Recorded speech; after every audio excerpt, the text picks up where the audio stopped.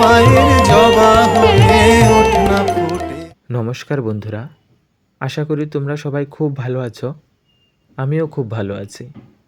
তো আমি দীনেশ দাস, প্রতিবারের মতো আজকেও আপনাদের একটি নতুন কাজ করে দেখাবো। আজকের কাজটি আমি করছি দেশলাই বাক্সের উপর। দেশলাই বাক্সের দুদিকে দুটো ছবি আঁকছি। একদিকে ভগবান শ্রীকৃষ্ণ এবং অন্যদিকে মা কালীর ছবি আঁকছি। তো ছবি আঁকতে আঁকতে আমি আমার কয়েকটি কথা তোমাদের সাথে শেয়ার করতে চাই। তোমরাও কথাগুলো শুনে তোমাদের মতামতটুকু জানাবে কমেন্ট করে। বন্ধুরা, আমি আজকাল ফেসবুক, সোশ্যাল মিডিয়া বা ইনস্টাগ্রাম হোক বা ইউটিউব হোক, অনেকখানি দেখি বৈষ্ণব এবং শাক্ত উভয়ের দেবদেবীকে বড় করে দেখাতে গিয়ে অন্য দেবদেবীকে ছোট করে। অনেকে শ্রীকৃষ্ণকে বড় করে দেখাতে গিয়ে মা কালীকে ছোট করে, আবার অনেকে মা কালীকে বড় করে দেখাতে গিয়ে শ্রীকৃষ্ণকে ছোট করে। সত্যি কথা বলতে কি বন্ধুরা, আমার মনে হয় সবাই এক।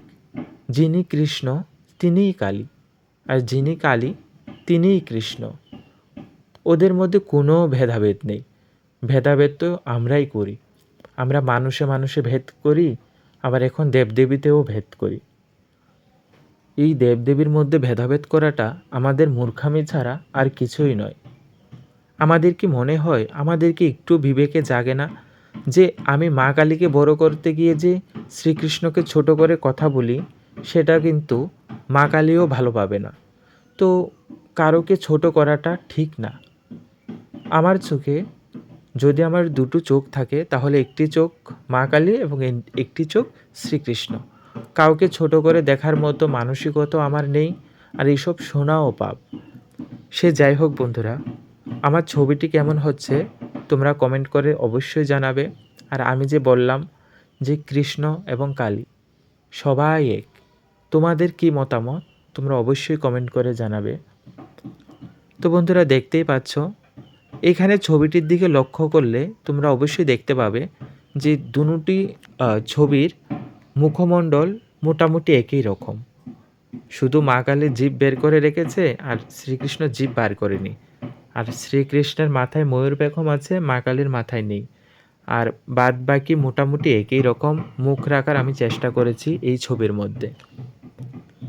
তো তোমাদের কেমন লাগছে আমার কাজ অবশ্যই কমেন্ট করে জানাবে।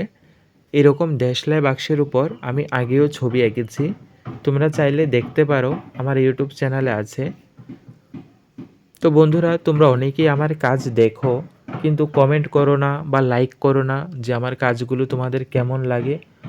তোমরা যদি অবশ্যই লাইক এবং কমেন্ট করো এবং জানাও যে আমার কাজগুলো তোমাদের কেমন লাগে, তাহলে আমিও ছবি আঁকার প্রতি আরও উৎসাহিত হব। তো বন্ধুরা, আমি আর বেশি কিছু বলবো না। তোমাদের আমার এই আঁকা ছবিটি কেমন লেগেছে অবশ্যই কমেন্ট করে জানাবে। আর মা কালী এবং শ্রীকৃষ্ণ সবাইকে ভালো রাখুক, সবাইকে সুস্থ রাখুক। তোমরা অনেক অনেক ভালো থাকো, সুস্থ থাকো। 2025 শেষ হতে চলল, আর মাত্র কয়েকটা দিন। 2026 আসছে, নতুন বছর আসছে। নতুন বছর তোমাদের খুব খুব ভালো কাটুক, এটাই আমি ঈশ্বরের কাছে প্রার্থনা করি। তো আমি আর কিছু বলবো না। তোমরা অনেক অনেক ভালো থাকো বন্ধুরা, আর অবশ্যই কমেন্ট করে বলবে আমার কাজ তোমাদের কেমন লাগে। নমস্কার।